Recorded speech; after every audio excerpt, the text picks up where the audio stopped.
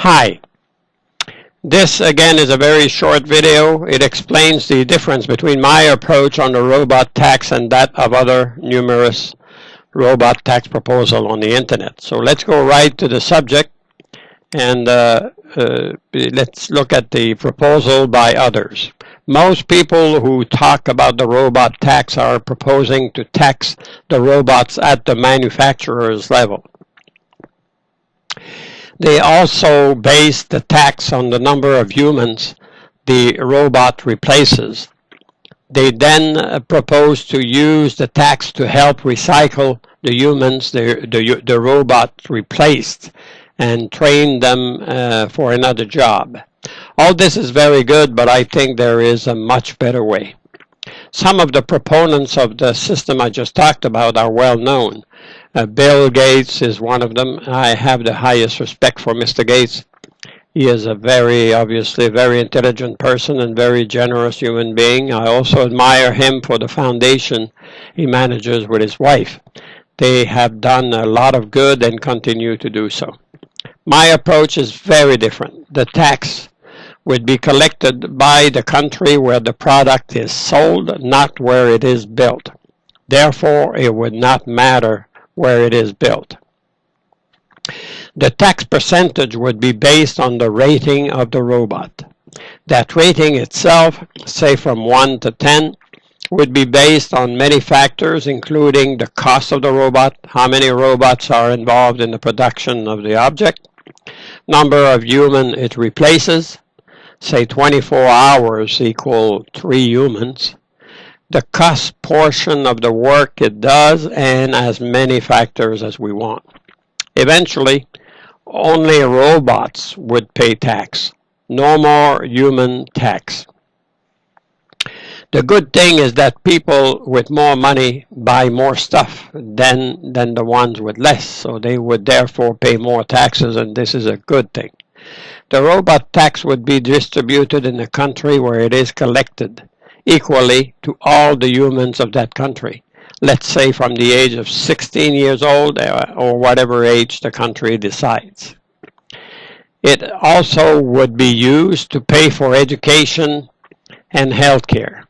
Eventually, it would be enough to be considered a minimum revenue guaranteed. It would pay for a roof over your head, food on the table, unlimited education, and health care. It could not be used by the recipient as collateral for loans and could not be seized by anyone for any reason. Why a minimum revenue for everyone? With a minimum revenue for everyone, humans could take all the time they need to educate themselves, to do research, to invent, to try different jobs until they find one they like. Every human has the right to education and happiness, no matter where he lives, his color, the language he speaks. How many new ideas were lost in the past because there was no time and energy available to develop them?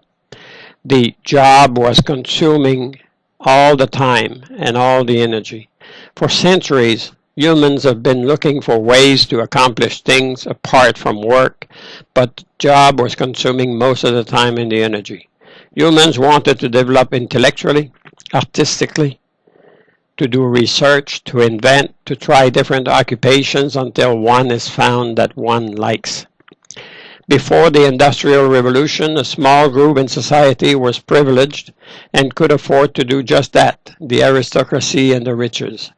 They had guaranteed revenues and could use their time to do anything they wanted. Lots of scientists, inventors, artists came from that group of privileged humans. Where are we now? We know there will be more and more robots, and this will come at an accelerated pace. Already, truck drivers and taxi drivers will soon be replaced by driverless cars and trucks. We cannot stop that movement. We may be able to slow it down at best. Conclusion: we should tax the robots, only the robots, and all the robots. Would they be participating in the production of something or driving a truck or a taxi? We should eventually eliminate any and all taxes to humans. Robot tax should be collected in the country where the product is sold. Therefore, it would not matter where it is built.